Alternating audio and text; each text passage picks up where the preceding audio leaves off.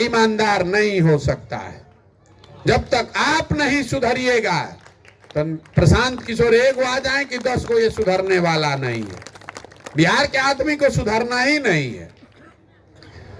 5 बरिस बैठ के यहाँ आदमी गाना गाता है, जहां 4 गो आदमी बैठेगा घर में, दलान में, खेत में, खलिहान में, चौक चौराहा, चाय की दुकान पर, जहां 5 आदमी बैठा तो यही बतियाएगा, ए भैया बिहार में कितना भ्रष्टाचार है, ए यहाँ तो पढ़ाई नहीं है, ए भाई यहाँ रोजगारे नहीं है, सड़कें नहीं है, नाली गली नहीं है।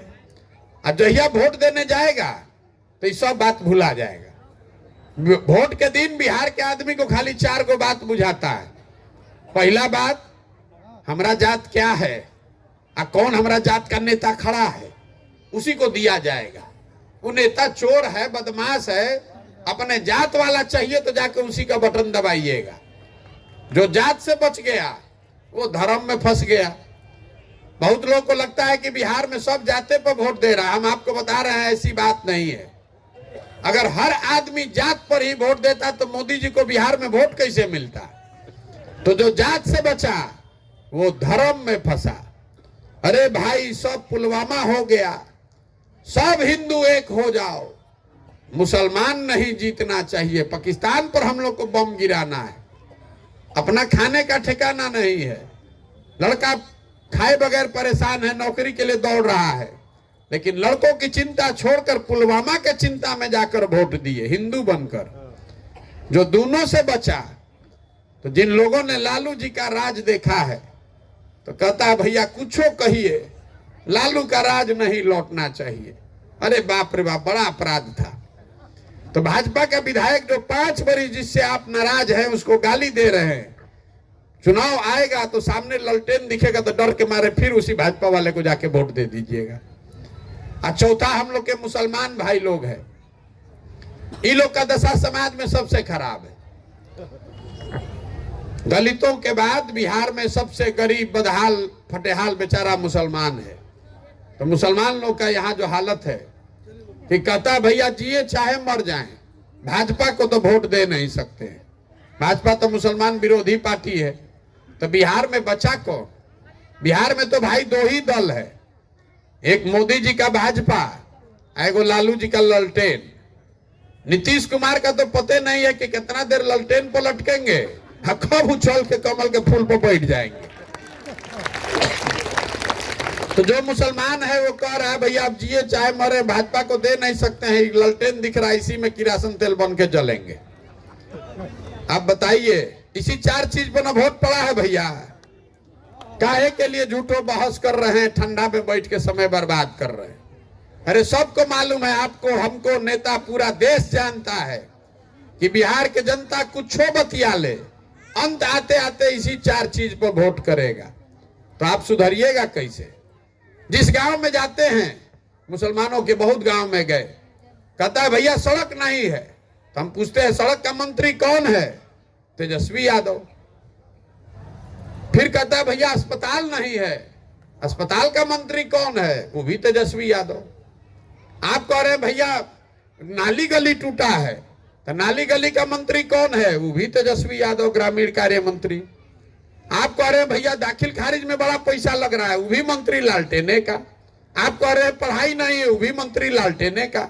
अब वही बेचारा मुसलमान मजबूरी में जाकर कल वोट होगा तो फिर उसी को वोट देगा। तो बताइए कैसे सुधरेगा? यही हाल हमारे हिंदू भाइयों का है। 5 बरिस में मोदी जी ने कुछ नहीं किया, लेकिन मोदी प्रेम है, छूट नहीं रहा है। क्या कीजिएगा? हम रास्ता में चलते हैं तो हमको लोग कहता है भैया मोदी से आप बिहार सुधारिए, देश में मोदी को रहने दीजिए। वो क्या है? तो मोदी से ही देश का कल्याण होगा। तो हम कहते पहले मोदी को कब से जानते हो? जब आप मोदी का नाम नहीं जानते होंगे तब हमने मोदी का अभियान चलाया है। हम आपको ये, जितने यहाँ मोदी भक्त हैं, आपको एक छोटा चुनौती देकर जा रहे हैं। मोदी जी 10 बरस से देश के प्रधानमंत्री हैं। उन्होंने बिहार के लिए कुछ किया कि नहीं किया, इस बात को छोड़ दीजिए। मोदी जी के प्रधानमंत्री से बिहार का कोई बनने से कोई बिहार का फायदा हुआ कि नहीं, इसको भी छोड़ दीजिए। 10 बरस में मोदी जी ने बिहार के विकास के लिए अगर एक बैठक किया है, एक बैठक, काम नहीं, एक बैठक किया है, उसका हमको खबर दिखा दीजिए, प्रमाण दिखा दीजिए। हम कल से मोदी जी का झंडा लेकर चलने को फिर से तैयार है। जिस मोदी जी ने 10 बरस में बिहार के लोगों के लिए एक दिन एक बैठक नहीं किया, अभी 4 महीना के बाद चुनाव होगा तो हम और आप उछल उछल कर मोदी को वोट देंगे, तो भैया आपका दशा कैसे सुधरेगा? आपका चीनी मिल कैसे चालू होगा? कभी नहीं चालू होगा। तो कोई जात के नाम पर बंधुआ मजदूर बन गया, कोई राष्ट्रवाद और धर्म के नाम पर बंधुआ मजदूर बन गया, तो पूरा बिहार के लोग बन गए बंधुआ मजदूर और उनके बच्चे बन गए मजदूर। यहाँ कोई सुनने को तैयार नहीं है, इसीलिए पैदल चल रहे हैं, हाथ जोड़ रहे हैं। और भाई आपको एक ही मंत्र देकर जाएंगे, वोट के दिन वोट जिसको देना है दीजिए, हमको उससे कोई फर्क नहीं है। वोट जिसको देना है दीजिए, लेकिन वोट देते समय स्वार्थी बनिए। अपना स्वार्थ देखिए, अपने बच्चों का स्वार्थ देखिए। नेता आकर कहता है देश के लिए वोट कीजिए, कोई कहेगा जात के लिए कीजिए, कोई कहेगा धर्म के लिए कीजिए, कोई कहता है लालू को रोकना है इसलिए कीजिए, कोई कहता है भाजपा को हराना है इसलिए कीजिए। हम आपको एक पंक्ति का मंत्र सिखा रहे हैं, वोट जिसको देना है दीजिए, लेकिन वोट अपने बच्चों के लिए दीजिए। अगर आप अपने बच्चों के लिए वोट नहीं देंगे तो जीवन में कभी आपका, आपके बच्चों का भला नहीं होगा। और वोट का कीमत समझिए। बिहार में आदमी को अपने वोट का कीमत का समझे नहीं है, कहता है कि ए भाई हम गरीब आदमी, एगो हमारा वोट से क्या होगा। एक वोट देकर जिसको आप प्रधानमंत्री बनाते हैं, वो प्रधानमंत्री खाली नहीं है, 45 लाख करोड़ रुपया के तिजोरी का मालिक है हर साल। जिसको आप एक वोट देकर बिहार का मुख्यमंत्री बनाते हैं, वो आदमी 2.5 लाख करोड़ रुपया के तिजोरी का मालिक है। और वो वोट आप बेच रहे हैं 4 किलो अनाज पर, वो आप वोट बेच रहे हैं मुर्गा भात पर। तो आप नहीं गरीब बनिएगा तो कौन गरीब बनेगा?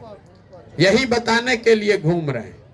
लोग को समझ में आए तो बहुत अच्छा है, और न समझ में आए तो जैसे जिंदगी चल रहा है वैसे चलाइए। देखिए लालू जी हैं, लोग कहता है बिहार में कि सब नेता लोग जात का राजनीति कर रहा है। अभी सज्जन उठे, इन्होंने कहा कि जात का राजनीति से अलग बात कर रहे हैं। हम आपको लिख कर देते हैं, बिहार में कोई नेता जात का राजनीति नहीं कर रहा है। इस बात को आप समझ लीजिए। आपको पूछेंगे जात का राजनीति कौन कर रहा है, तो आप कहिएगा भैया लालू जी बहुत जात का राजनीति कर रहे हैं। हम आपको कह रहे हैं लालू जी जात का राजनीति करिए नहीं रहे हैं। अगर लालू जी जात का राजनीति करते तो ये कहते कि भैया बिहार का मुखिया कोई यादव समाज का ही लड़का बनेगा और सब यादव जी लोग आप लोग वोट हमको लालटेन को दीजिए। लालू जी कहाँ कह रहे हैं? लालू जी कह रहे हैं कि बिहार का मुखिया हमारा लड़का बनेगा और सब यादव जी लोग आप लोग हमको वोट दीजिए। ये जात का राजनीति कहाँ हुआ? लालू जी तो अपने बेटा का राजनीति कर रहे हैं, अपने परिवार का राजनीति कर रहे हैं। लालू जी अकेले नहीं हैं, कोई पंडित का नेता है, कोई कुशवाहा का, कोई माझी का, कोई नोनिया का, कोई कुर्मी है, कोई दलित है। जो जिस जात का नेता है, नेता अपनी चिंता कर रहा है, अपने बच्चे की चिंता कर रहा है। जात में आप और हम अजुराए हैं, नेता नहीं अजुराया है। ये आपका भ्रम है, ये आपका भ्रम है। लालू जी को चुनाव जीतना है तो वो नहीं देखेंगे कि प्रशांत किशोर यादव हैं कि पंडित हैं। जो जिता दे हमको जिताओ। इसलिए आप इससे बाहर निकलिए और सुधरिए। नहीं सुधरिएगा तो लिख के रखिए, जिस गरीबी बदहाली में आपका जिंदगी बीता, इसी गरीबी बदहाली में आपके बच्चों का भी जीवन बीतेगा। कोई नहीं सुधार पाएगा इसको। यही बताने आए हैं। अब इतना देर से हम आपको सब कड़वा और गंदा बात बता रहे हैं, तो आपसे बात क्यों कर रहे हैं? आपसे मांगने आए हैं आपका आशीर्वाद। हमको वोट चाहिए नहीं, चंदा पैसा लेते नहीं, किसी का एक कप चाय नहीं पीते हैं। आपसे मांगने आए हैं आपका आशीर्वाद, इसलिए कि ये 50 बरस से यही व्यवस्था बिगड़ी हुई है, एक दिन में सुधरने वाला नहीं है। आप 5 दिन जाते हैं बाबा धाम, आपका पैरे और फूल जाता है। हम आज 14 महीना हो गया पैदल चलते हुए, अभी कई महीना और चलेंगे। कैसे चल रहे हैं?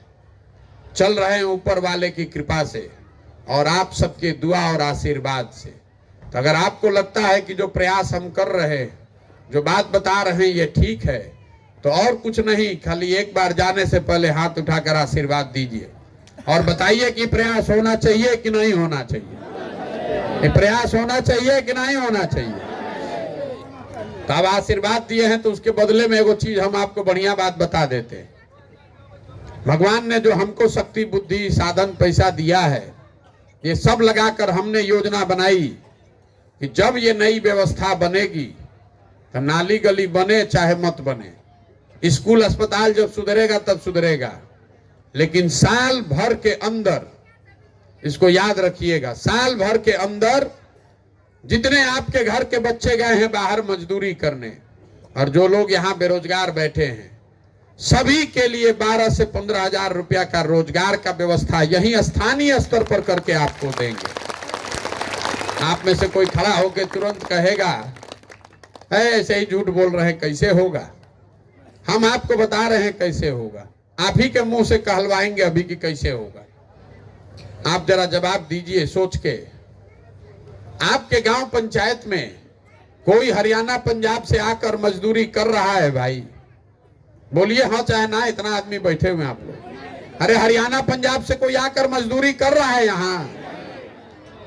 गुजरात से, महाराष्ट्र से कोई आकर मधुबनी में, सीतामढ़ी में नौकरी कर रहा है?